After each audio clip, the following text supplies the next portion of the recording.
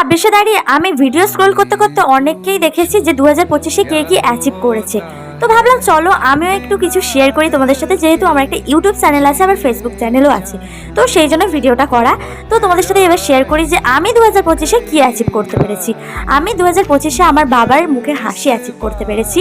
সেটা কেন বলছি, যে তোমরা জানো যে কিছুদিন আগে আমার বাবাকে 2025-এ আমার বাবাকে একটা mobile phone, smart phone gift করেছি নিজের ইনকামে, তাও আবার।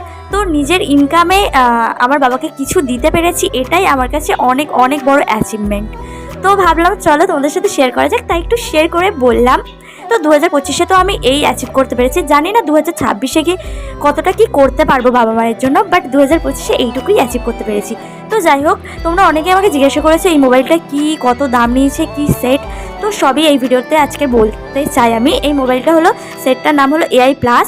এটা দাম নিয়েছে, আমি ফ্লিপকার্ট থেকে নিয়েছি, ওপেন বক্স ছিল। তো এটার দাম নিয়েছে 7,000, বাট আমার বাবা জানে এটার দাম 10,000। আমি এমনি মজা করেছিলাম, বাট এটার দাম এক্স্যাক্ট নিয়েছে 7,000। তো তোমরা বলো লস খেয়েছি কি AI প্লাসটা 7,000-এ নিয়ে?